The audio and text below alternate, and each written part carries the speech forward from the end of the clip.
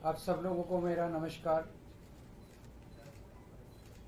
आज हम इस लोकसभा चुनाव के लिए केजरीवाल की 10 गारंटियों का ऐलान करने जा रहे हैं। मैं समझ सकता हूं कि आप लोग कहेंगे कि चुनाव तो शुरू हो चुके हैं, बहुत लेट है, हम मानते हैं, लेकिन मेरी गिरफ्तारी की वजह से इसमें थोड़ी सी देरी हुई है। अभी भी कई चरण चुनावों के बाकी हैं। वैसे तो ये गारंटियां केजरीवाल की गारंटी के नाम से जारी की जा रही हैं। मैंने अपने इंडिया गठबंधन के दूसरे साथियों से इसके बारे में अभी चर्चा नहीं की है, लेकिन जिस किस्म की गारंटी है, मेरा विश्वास है कि इंडिया गठबंधन के किसी भी सदस्य को इसके बारे में परेशानी नहीं होगी। लेकिन ये केजरीवाल की गारंटी है, तो मैं इसकी गारंटी लेता हूं कि मैं अब इंडिया गठबंधन की सरकार बनने के बाद इन सब गारंटियों को मैं अपने सभी साथियों से पूरी करवाऊंगा। ये जो गारंटी हैं 10, ये एक तरह से नए भारत का विजन है। इनमें कई ऐसे काम हैं जो पिछले 75 साल में हो जाने चाहिए थे, जो भी कारण रहे नहीं हो पाए। इनमें कई ऐसे काम हैं जिनके बिना कोई भी राष्ट्र शक्तिशाली नहीं बन सकता। मूलभूत काम है, किसी भी राष्ट्र की फाउंडेशन का काम है, नींव रखने का काम है। उसके बिना राष्ट्र आगे नहीं बढ़ सकता। उन कामों को युद्ध स्तर के ऊपर अगले 5 साल के अंदर पूरा किया जाएगा। इसमें वो गारंटियां हैं जो इस देश के लोगों को महंगाई और रोजगार से छुटकारा दिलाएंगी, उन लोगों को रिलीफ दिलवाएंगी। आजकल देश में मोदी की गारंटी की भी चर्चा चल रही है। मोदी जी की पुरानी गारंटियों के बारे में मैं थोड़ा सा नजर डालना चाहूंगा। जनता तय कर लेगी कि मोदी की गारंटी पे विश्वास करना है कि केजरीवाल की गारंटी पे विश्वास करना है। मोदी जी ने गारंटी दी थी 15 लाख रुपए हर एक के अकाउंट में जमा कराएंगे, वो उन्होंने नहीं कराए। मोदी जी ने गारंटी दी थी हर साल 2 करोड़ रोजगार तैयार किए जाएंगे, वो उन्होंने नहीं किए। मोदी जी ने गारंटी दी थी स्वामीनाथन रिपोर्ट लागू करके उसके हिसाब से किसानों को फसलों के दाम दिए जाएंगे, उन्होंने प्रधानमंत्री बनने के बाद इसको खारिज कर दिया कि मैं नहीं करूंगा। मोदी जी ने गारंटी दी थी कि 2022 तक किसानों की इनकम डबल हो जाएगी, वो नहीं की उन्होंने। मोदी जी ने गारंटी दी थी कि 2022 तक इस देश के हर घर के अंदर 24 घंटे बिजली का इंतजाम किया जाएगा। आज भी देश के कोने कोने तो छोड़िए, देश के कई शहरों के अंदर बिजली के लाले पड़े हुए हैं, बिजली के बड़े बड़े लंबे लंबे पावर कट लगते हैं। मोदी जी ने गारंटी दी थी कि 15 अगस्त 2022 तक साबरमती और बॉम्बे के बीच में बुलेट ट्रेन चालू की जाएगी। अभी तक बुलेट ट्रेन का दूर दूर तक कोई नामो निशान नहीं है। मोदी जी ने गारंटी दी थी 100 स्मार्ट सिटीज बनाई जाएंगी। अब तो शायद ये प्रोजेक्ट ही खत्म हो गया, कोई स्मार्ट सिटीज। इस तरह की ढेरों गारंटी दी थी जो कि कोई गारंटी पूरी नहीं हुई। इसके पहले जब जब चुनाव आए, केजरीवाल ने गारंटी दी थी दिल्ली में और पंजाब में बिजली मुफ्त करेंगे, हमने बिजली मुफ्त कर दी। हमने गारंटी दी थी बिजली 24 घंटे करेंगे, हमने बिजली 24 घंटे कर दी। हमने गारंटी दी थी शानदार स्कूल बनाएंगे, हमने बच्चों की शिक्षा के लिए शानदार स्कूल बनाए। हमने गारंटी दी थी मोहल्ला क्लिनिक बनाएंगे, हमने जितनी गारंटी दी थी सारी गारंटी पूरी की। तो एक तरफ है मोदी की गारंटी, एक तरफ है केजरीवाल की गारंटी। मोदी की गारंटी का हम देख चुके हैं कि मोदी की गारंटी यकीन करने का लायक नहीं है। और अब तो अगली साल चूंकि मोदी जी रिटायर होंगे, तो उनकी रिटायरमेंट के बाद मोदी की गारंटी कौन पूरी करेगा, इसका भी कोई वो नहीं है। और केजरीवाल की गारंटी, केजरीवाल यही है, कहीं नहीं जा रहा, तो केजरीवाल की गारंटी पूरी करने की गारंटी केजरीवाल लेता है। 10 गारंटी क्या है मैं एक एक करके बताता हूं। सबसे पहली गारंटी है, देश के अंदर 24 घंटे बिजली का इंतजाम करेंगे। कैसे करेंगे? हमारे देश में 3 लाख मेगावाट बिजली प्रोड्यूस करने की क्षमता है, कैपेसिटी है। देश की पीक डिमांड, गर्मियों के अंदर पीक डिमांड, देश की सबसे ज्यादा डिमांड होती है 2 लाख मेगावाट। तो आज हमारा देश जितनी बिजली पैदा कर रहा है, पैदा कर सकता है, जितनी डिमांड है उससे कहीं ज्यादा बिजली पैदा करने की हमारी क्षमता है। लेकिन मेरे घर के अंदर फिर भी पावर कट लग रहे हैं। क्यों? मैनेजमेंट खराब है। दिल्ली में भी यही हाल था, पंजाब में भी यही हाल था। बिजली तो थी लेकिन मैनेजमेंट खराब था। हमने मैनेजमेंट ठीक करके दिल्ली में भी 24 घंटे बिजली का इंतजाम किया, पंजाब में भी किया, देश में भी करके दिखा सकते हैं क्योंकि हमें एक्सपीरियंस है। देश के गरीब लोगों को बिजली मुफ्त दी जाएगी। दिल्ली में करके दिखाई, पंजाब में करके दिखाई, पूरे देश के अंदर फ्री कर सकते हैं। 1.25 लाख करोड़ रुपए का खर्चा आएगा। एक एक कैलकुलेशन करके लाया हूं मैं हवा में गारंटी नहीं देता। केजरीवाल की गारंटी एक ब्रांड है मार्केट के अंदर। अगर हम कुछ बोलते हैं तो वो पूरी करते हैं।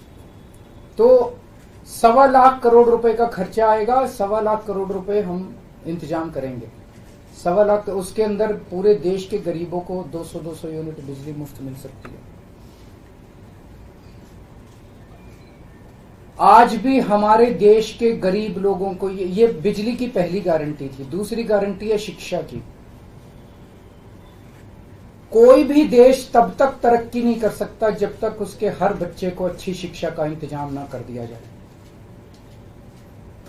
अगर किसी देश के अंदर ढेरों लोग अनपढ़ हैं, अगर किसी देश के अंदर ज्यादा बच्चे, कई बच्चों को बिलो स्टैंडर्ड, सब क्वालिटी, गंदी बेकार शिक्षा मिलती है, वो देश कभी आगे नहीं बढ़ सकता। आज हमारे देश के अंदर सरकारी स्कूलों का बुरा हाल है। 10 लाख सरकारी स्कूलों के अंदर 18 करोड़ बच्चे पढ़ते हैं जिनका कोई भविष्य नहीं है। दिल्ली के अंदर हमने करके दिखाया, पंजाब के अंदर करके दिखाया। देश के सारे सरकारी स्कूलों को शानदार बनाएंगे, अच्छे बनाएंगे, प्राइवेट स्कूलों से भी बेहतर बनाएंगे। और इस देश के अंदर पैदा होने वाले हर बच्चे के लिए, चाहे वो अमीर का बच्चा हो चाहे गरीब का बच्चा हो, अच्छी, शानदार और फ्री शिक्षा का इंतजाम किया जाएगा। अगर आप अमीर हैं, अपने बच्चे को प्राइवेट में भेजना चाहते हैं, भेजिए। लेकिन आप अगर सरकारी स्कूल में अपने बच्चे को भेजते हैं तो प्राइवेट स्कूल से किसी 1% भी कम नहीं होगी उस शिक्षा की क्वालिटी। ऐसी शिक्षा का इंतजाम गांव-गांव के कोने-कोने, देश के कोने-कोने में अच्छी शिक्षा का इंतजाम करेंगे। दिल्ली में किया, पंजाब में किया, हमें करना आता है, हमारी नीयत है। ये काम आजादी के वक्त हो जाना चाहिए था लेकिन नहीं हुआ। देर आए दुरुस्त आए, आजादी के 75 साल बाद भी हो गया तो बहुत अच्छी बात है। इस काम को करने के लिए 5 लाख करोड़ रुपए लगेंगे। 2.5 लाख करोड़ रुपए केंद्र सरकार देगी, 2.5 लाख करोड़ रुपए राज्य सरकार देगी। हर साल 5 साल में हर साल 50,000 करोड़ रुपए का खर्चा आएगा केंद्र सरकार को। 50,000 करोड़ तो कुछ भी नहीं। अगर 50,000 करोड़ रुपए सालाना खर्चे में मेरे देश के बच्चा अगर 18 करोड़ बच्चों को अच्छी शिक्षा मिल जाए, इससे अच्छा और क्या हो सकता है। तीसरा, स्वास्थ्य। अगर मेरे देश की जनता स्वस्थ होगी, बीमारी नहीं होगी, तो देश तरक्की करेगा। पढ़ी लिखी जनता होगी, स्वस्थ जनता होगी, तो ये 140 करोड़ लोग ही तो इस देश को आगे ले जाएंगे। कोई एक प्रधानमंत्री थोड़ी देश को आगे ले जाता है, जनता आगे ले जाती है। तो सब लोगों को अच्छे इलाज का इंतजाम करेंगे। आज अगर किसी को के घर में कोई बीमार हो जाए, बड़ी बीमारी हो जाए, सरकारी अस्पतालों का बुरा हाल है पूरे देश के अंदर, और प्राइवेट वालों ने लूट मचा रखी है। पूरे देश में कोने कोने में, हर गांव में, हर मोहल्ले में मोहल्ला क्लिनिक खोला जाएगा। शानदार डिस्ट्रिक्ट हॉस्पिटल जितने, उनको मल्टी स्पेशलिटी बना के उनको शानदार प्राइवेट हॉस्पिटल्स की तर्ज पे बनाया जाएगा। और इस देश में पैदा होने वाले हर व्यक्ति का पूरा इलाज मुफ्त होगा। इंश्योरेंस के आधार पे नहीं होगा। ये बहुत बड़ा स्कैम है। जितनी सरकारी राज्य सरकारें, केंद्र सरकार इंश्योरेंस आधारित जो स्कीम बनाती हैं, ये सब बहुत स्कैम है इंश्योरेंस कंपनीज के साथ। हम इंफ्रास्ट्रक्चर क्रिएट करेंगे, कोने कोने के अंदर, गांव गांव के अंदर इंफ्रास्ट्रक्चर क्रिएट करेंगे, हेल्थ इंफ्रास्ट्रक्चर क्रिएट करेंगे, अस्पताल बनाएंगे, मोहल्ला क्लिनिक बनाएंगे, ताकि लोग वहां जाके अपना इलाज करा सकें। और सबका इलाज मुफ्त होगा, चाहे अमीर हो चाहे गरीब हो। इसके लिए भी 5 लाख करोड़ रुपए का खर्चा आएगा। 2.5 लाख करोड़ राज्य सरकार देगी, 2.5 लाख करोड़ केंद्र सरकार देगी। 5 साल के अंदर 5 लाख करोड़ रुपए, हर साल 50-50 हजार करोड़ का खर्चा आएगा। राष्ट्र सर्वोपरि हमारी चौथी गारंटी। चीन ने हमारे देश की जमीन पे कब्जा कर लिया। हमारी केंद्र सरकार से जब भी पूछा जाए वो कहते हैं कोई नहीं आया, कुछ नहीं हुआ। सब जानते हैं, पूरी दुनिया जानती है, सैटेलाइट का जमाना है, सबके पास तस्वीरें हैं कि किस तरह से चीन ने हमारी सरजमी के ऊपर घुस के और उसकी हमारी जमीन के ऊपर कब्जा कर लिया। झुठलाने से समस्या का समाधान नहीं होगा, लोगों से छुपाने से समस्या का समाधान नहीं होगा।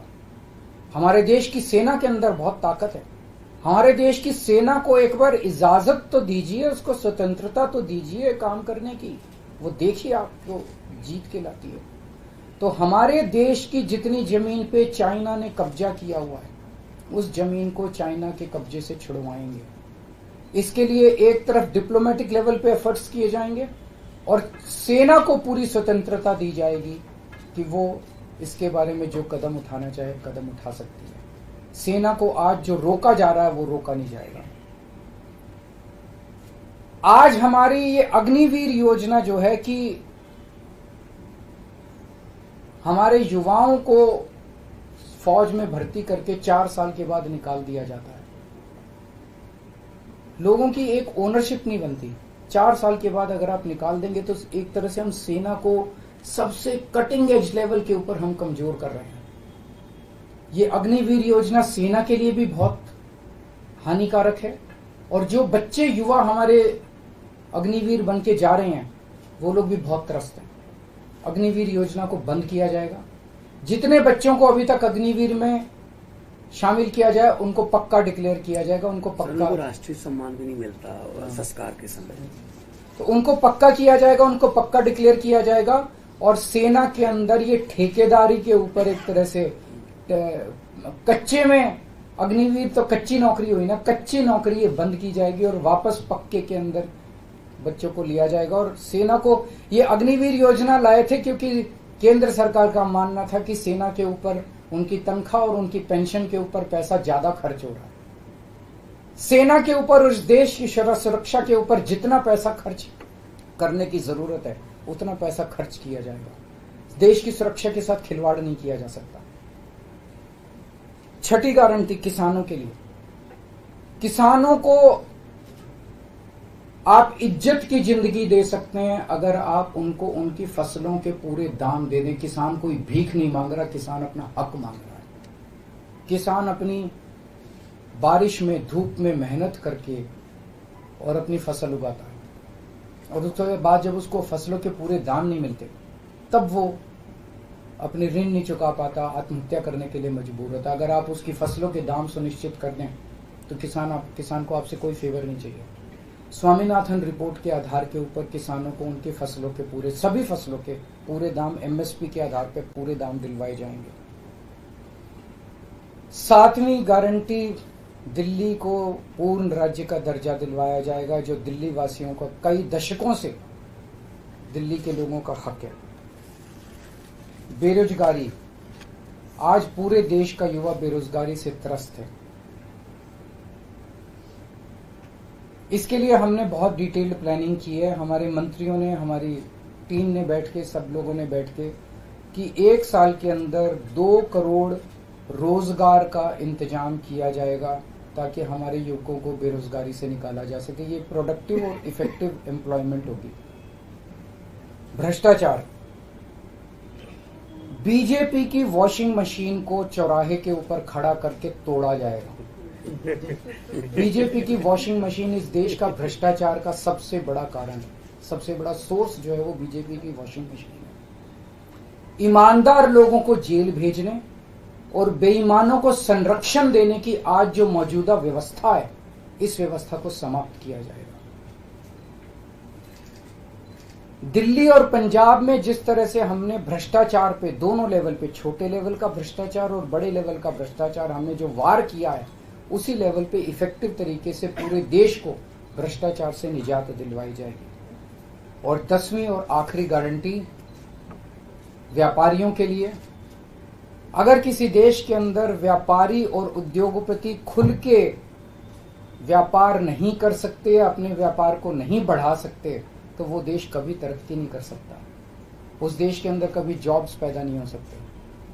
और ये डेटा बताता है कि पिछले 8-10 साल के अंदर इस देश के 12 लाख हाई नेटवर्थ इंडिविजुअल्स, बड़े बड़े अमीर लोग इस देश के अंदर व्यापार और उद्योग बंद करके विदेशों में चले गए हैं, क्योंकि इस देश के अंदर आतंक मचा रखा है सरकार, केंद्र सरकार ने, उन लोगों को डराने का, धमकाने का। जीएसटी को पीएमएलए से बाहर किया जाएगा, जीएसटी का सरलीकरण किया जाएगा, सारी प्रशासनिक और लीगल व्यवस्थाओं को सरलीकरण किया जाएगा और एक ऐसी व्यवस्था की जाएगी कि अगर इस देश के अंदर कोई सही तरीके से व्यापार करना चाहे तो वह व्यापार कर भी सकता है, उद्योग खोल भी सकता है, ज्यादा परमिशंस की जरूरत नहीं होगी और बड़े स्तर के ऊपर हम व्यापार को और उद्योग को, हमारा टारगेट चाइना को पीछे छोड़ना है, जो आज इस दुनिया के अंदर इसमें व्यापार में और उद्योग में और प्रोडक्शन में बहुत आगे है। हमारा कंपटीशन उनके साथ है। तो इसके लिए सभी व्यापारियों को, उद्योगपतियों को आगे बढ़ने का मौका दिया जाएगा। ये हम लोगों की 10 गारंटी है और मजबूत गारंटी है और मैं समझता हूं कि देश को इन सब उससे तरक्की मिलेगी। अगर आपके कोई प्रश्न आपने वॉशिंग मशीन वाली बात की, तो क्या इसका मतलब है कि जो कार्रवाई हो रही है वैसी कार्रवाई आप लोग करेंगे? नहीं, हम कह रहे हैं वॉशिंग मशीन तोड़ेंगे। हम ये कह रहे हैं कि आज ईमानदार लोगों को पकड़ पकड़ के जेल भेजा जा रहा है, बेईमानों को वो अपनी पार्टी में शामिल करके संरक्षण देते हैं और उनको ईडी और सीबीआई के केस में, ये व्यवस्था बंद की जाएगी। जो असली बेईमान है, जिन्होंने असली में बेईमानी की है, उन लोगों को पकड़ा जाएगा। इस तरह से पॉलिटिकल तरीके से विक्टिमाइजेशन बंद किया जाएगा। कल आपने प्रधानमंत्री की उम्र को लेकर जो बात की, उसमें गृह मंत्री का बयान है, उन्होंने कहा कि जो भाजपा के कानून में ऐसी बात नहीं लिखी हुई है और देश भर के लोग चाहते हैं उत्तर से दक्षिण तक की नरेंद्र मोदी प्रधानमंत्री। देखिए, कल मैंने बोला था कि मैंने क्या बोला था, 2014 में प्रधानमंत्री जी ने खुद ने कानून बनाया था, अपने नियम बनाए थे बीजेपी के लिए कि 75 साल की उम्र होने पे भारतीय जनता पार्टी के अंदर उनको कोई भारतीय जनता पार्टी अपने किसी भी नेता को किसी तरह की कोई जिम्मेदारी नहीं देगी और उनको रिटायर किया जाएगा। उस नियम के आधार पे आडवाणी जी को रिटायर किया गया, मुरली मनोहर जोशी जी को रिटायर किया गया, सुमित्रा महाजन जी को रिटायर किया गया, यशवंत सिन्हा जी को रिटायर किया गया, रीता बहुगुणा जोशी जी को रिटायर किया गया, संतोष गंगवार जी को, कई लोगों को रिटायर किया गया, यशवंत सिन्हा जी को रिटायर किया गया। तो कल जब मैंने कहा कि उस नियम के हिसाब से 17 सितंबर 2025 यानी कि अगले साल प्रधानमंत्री जी जब 75 साल के हो जाएंगे तो वो भी रिटायर हो जाएंगे। जब मैंने ऐसे कहा तो कल मैंने देखा कि बीजेपी के बहुत सारे नेताओं ने ये कहा कि वो नियम 75 साल वाला मोदी जी के ऊपर लागू नहीं होता। तो मैं समझता हूं कि जब भी ऐसा कुछ होता है, जब किसी पार्टी के सबसे बड़े नेता के ऊपर कोई टिप्पणी की जाती है तो जाहिर तौर पे उनकी पार्टी के लोग उनको उनके समर्थन में बोलते हैं। लेकिन मैं समझता हूं कि प्रधानमंत्री जी ने कुछ नहीं बोला। अभी उनकी पार्टी के नेता कह रहे हैं कि नहीं, हम उनको रिटायर नहीं होने देंगे, ये उनकी भावना है, उनके पार्टी के नेताओं की भावना है। प्रधानमंत्री जी ने जो नियम बनाया जिसके तहत आडवाणी जी को रिटायर किया गया, मैं समझता हूं कि प्रधानमंत्री जी किसी भी हालत में उस नियम को अपने ऊपर लागू होने से नहीं रोकेंगे। वो ऐसा नहीं कहेंगे कि उस जिस नियम में आडवाणी जी रिटायर हुआ मैं उस नियम पे अपने ऊपर नहीं, या तो प्रधानमंत्री जी कह दें कि वो नियम अब मेरे ऊपर लागू नहीं होगा, आडवाणी जी के लिए बनाया था वो, या तो वो कह दें। लेकिन मैं नहीं समझता कि प्रधानमंत्री जी ऐसा कहेंगे। तो जाहिर तौर पे बाकी नेता सारे सपोर्ट कर रहे हैं उनको, लेकिन प्रधानमंत्री जी तो रिटायर होंगे। वो ऐसा, मेरी गुजारिश ये है कि प्रधानमंत्री जी ये बता दें कि उनका सक्सेसर कौन होगा, नहीं तो आपस में मारकाट मचेगी उनके अंदर। दूसरी चीज, एक और चीज है, कल मैंने जो कहा कि वन लीडर वन नेशन का जो वन नेशन वन लीडर का जो उनका वो आइडिया चल रहा है, उसके तहत एक तरफ वो विपक्ष के सारे नेताओं को जेल भेज रहे हैं और अपनी सारी पार्टी के सारे नेताओं की राजनीति खत्म कर रहे हैं। शिवराज सिंह चौहान जी की, वसुंधरा राजे की, डॉक्टर रमन सिंह को राजनीति से गायब खत्म कर दिया, खट्टर साहब को कर दिया। और अब जब मैंने जनता से पूछा, सारी जनता बोली योगी जी का अगला नंबर है। तो कल इनकी पार्टी के सारे नेताओं ने मोदी जी के लिए तो कहा कि मोदी जी पे 75 साल वाला लागू नहीं होगा, लेकिन एक भी नेता ने ये नहीं कहा कि योगी जी को नहीं हटाया जाएगा। तो एक तो ये पक्की हो गई पिछले 24 घंटे में बात कि अगले 2 महीने के अंदर योगी जी को उत्तर प्रदेश के सीएम से हटाया जा रहा है। इस देश के बच्चे बच्चे की जुबान पे ये था कि योगी जी को अगले 2 महीने में चुनाव जीतते ये लोग हटाएंगे। तो ये बात तो कल पक्की होगी कि योगी जी को हटाया जा रहा है। सर, आपने अक्साई चीफ का नाम लिया पर पीओके का नाम नहीं लिया। पीओके पे क्या रणनीति रहेगी हमारी? बिल्कुल, वो इसका हिस्सा है, भारत का हिस्सा है, उसको भी वापस लेके रहेंगे। आप पीएम की गारंटी के सापेक्ष अपनी गारंटी लाए हैं, आपने अपने कुलीग से भी बात नहीं की। सबसे बात करके लाया हूं मैं। जो इंडिया अलायंस है आपको नहीं, मैं सहमत हूं, मैं उसके लिए माफी मांगता हूं। मैं इंडिया अलायंस के सभी पार्टनर से, क्योंकि समय कम था, चुनाव आधा बीत चुका है, मैं माफी मांगता हूं उनसे। लेकिन मैं समझता हूं कि स्कूल खोलने पे, अस्पताल खोलने पे उनको आपत्ति नहीं होनी चाहिए और मैं समझता हूं उनसे जब मौका गारंटी है आपकी, तो क्या लगता है कि चुनाव बाद अगर इंडिया गठबंधन आता है तो आपकी पीएम पद के लिए ना, मैं पीएम पद में, लेकिन जो भी सरकार बनेगी उस सरकार से मैं करवा के लाऊंगा, मेरे पे भरोसा करो। Thank you. हाँ, एक गारंटी कर देते हैं।